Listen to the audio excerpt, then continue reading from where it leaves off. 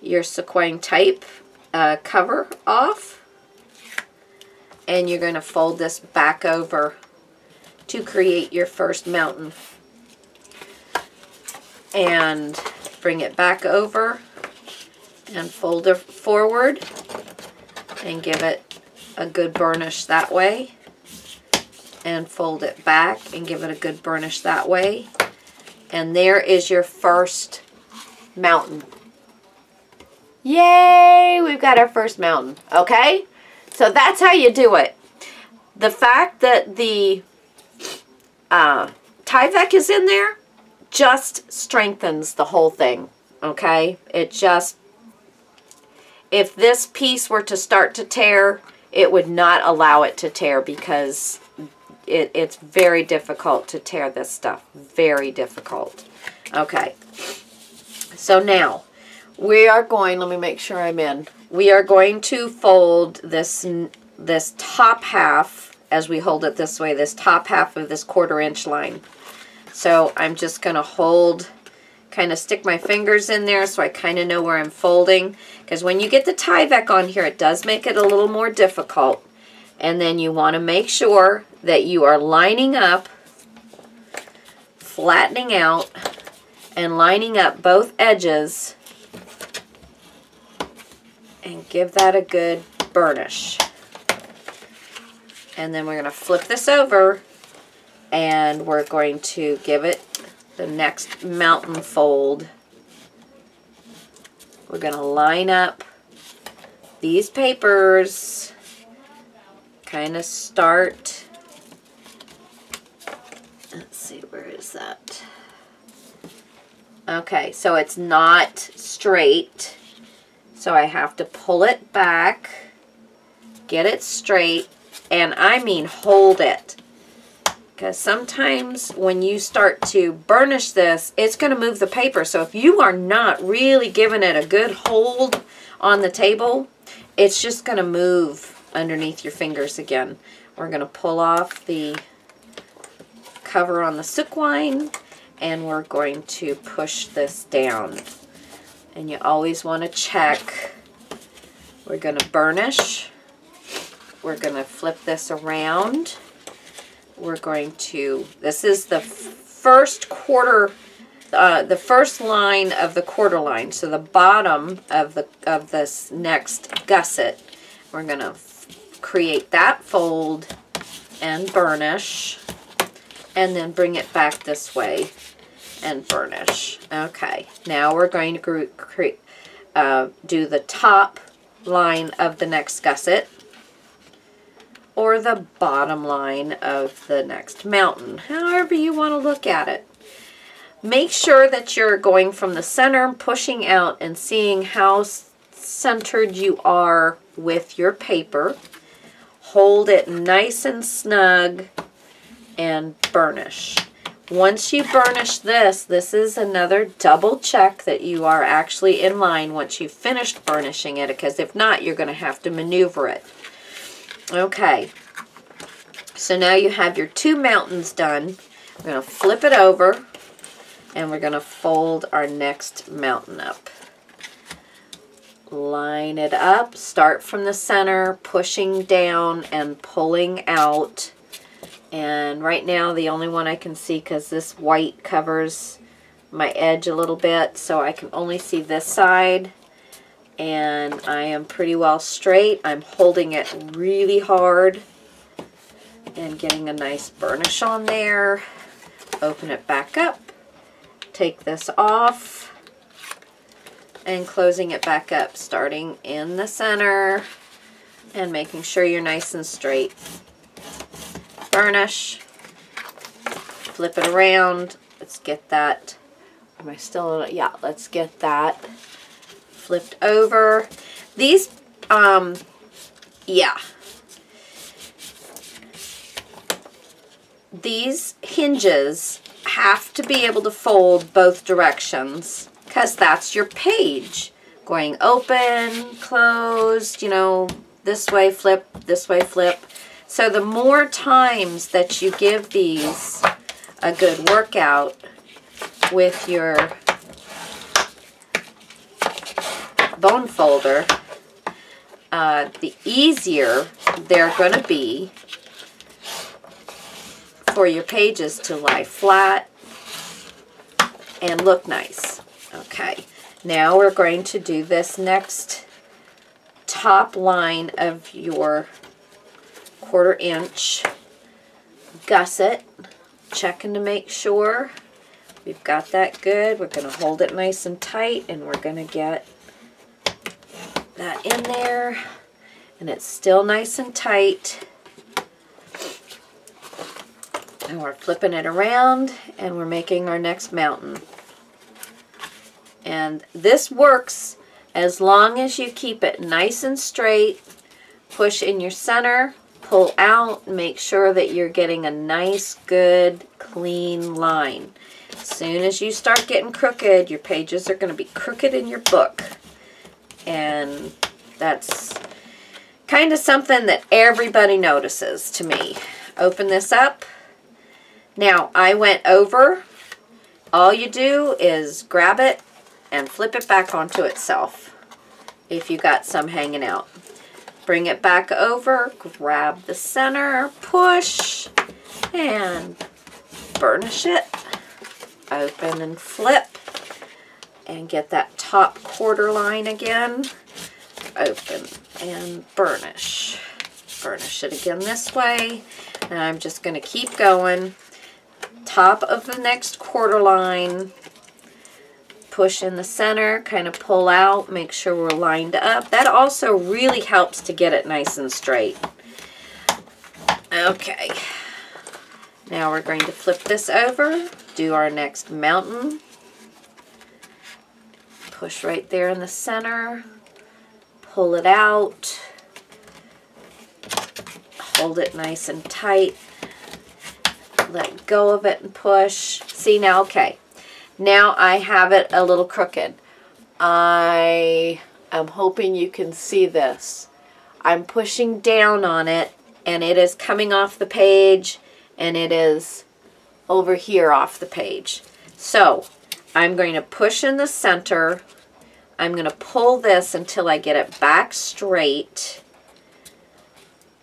So I'm pulling everything so it's standing up pretty tall, and then I'm going to try and burnish it again and get a new bend in there. Still not quite straight. Now I'm going to flip it around, and I'm going to see, let's see, if I squeeze this just a little bit, and I'm getting just a little bit of a buckle on this side, and I'm going to squeeze like that to get it over there. Now when I push this, I am much better. I might not be perfect anymore, but I am much better. So now I am much happier with that. I am not going too far. I'm not going too far off the beaten path there. Okay. Flip that over. Bring it back. Push down in the center. Give it a nice stretch, because this is where you can kind of fix it again as well. Give it a little bit more straightening, is by pulling this and making sure this is lined up. Okay, so now we're going to get that first half of that next 1/4 line, and we are on our last one. Flip this back over, and I'm going to flip this way and get my mountain fold. Last one, and this is where it starts getting a little more difficult, because now you're working with this piece is past this piece. So you have to, again, hold it in the center, squeeze it around until you're lined up, and I usually try and do a little bit more finger press on this point. So we'll flip this around and we'll see how we did. Nice, nice. Okay, so I'm gonna get this last piece of tape, bring this around, Bring that around, and we will push this down again. There we go. Make sure I'm all in. And my husband just came in. He's putting the dog in the bed because he loves to craft with me. You're fine, honey. And so let's do it this way. I'm leaving this last. Now I'm just gonna open this up. This last little 1/4 of an inch here and this 1/4 of an inch here, because I'm not going to really do anything with that until I put this on my book. But now we have the hidden hinge done and ready to go on the book, and there's your 6 pages ready to slide on. The only thing that you'll do, let's see, where am I at? I'm at 44. Okay. The next thing that you're going to do is you don't want to get all the way down to the crease line. I hope you can see this. The crease line comes down around here. Because when you put this page on, just like when you're going to fold it over, you don't get into your crease line. Well, the same thing goes with when you see people have pages that stand up. You'll flip the page and it just stands up. So like flip the page, and instead of it laying flat, it stands up like this. That's because they got into this crease line. So if you leave yourself, and if you have to make a mark on every one of these, it would be so beneficial. Like 1/16 of an inch up off of this thing. Don't cut all the way down into the crease line. Leave about a 1/16 of an inch. That's not much, but it will keep your page from just dropping all the way down and resting all the way down onto the gusset, because then it's not going to flip open and close nicely. This way you have a stopper 1/8 or 1/16 of an inch away from the crease, which is going to leave room for your paper to fold into and lay nice and flat.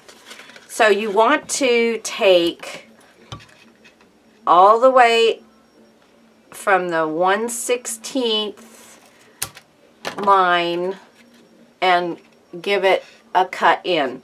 This will help your, let's see, let me find one of these. This will help your pages.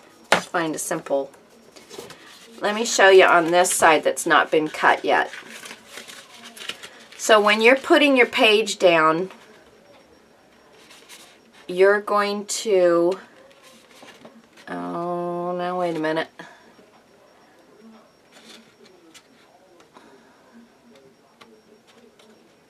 Well, it might be that I'm going to have to cut this down just a little bit more, which is not that big a deal.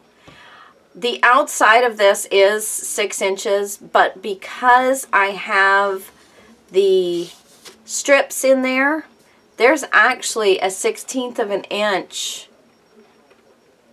of paper, and not all of them are all the way to the end. Some of them are, some of them are not. Let's see if this side is a little different.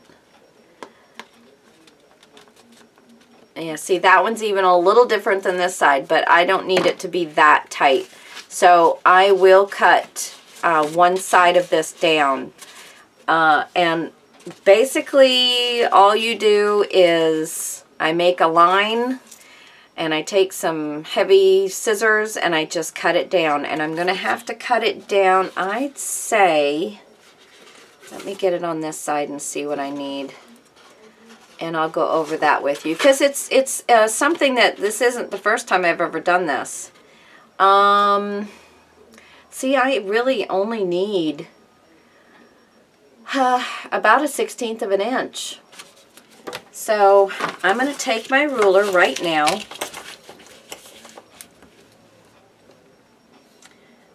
and I'm going to do this side, and I'm going to, that'll work right there.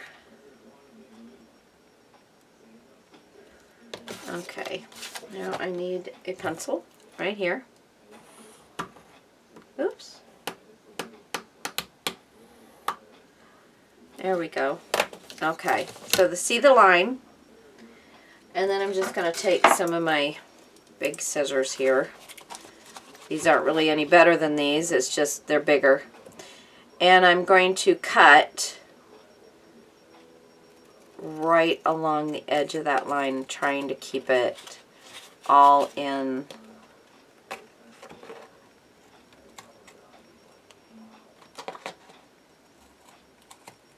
And don't worry, because this is, all of this edging is going to be cut off. All this stuff I'm going through, just be careful on the other end of going through all your mountain and gussets that it doesn't, and you cut into it more than you wanted to.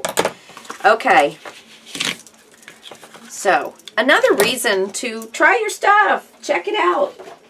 I try and always double check things before I really get any further along. You know, each piece I measure it, I try and measure it twice, and then so here is, let's see, let's make sure first that it's going to fit nicely.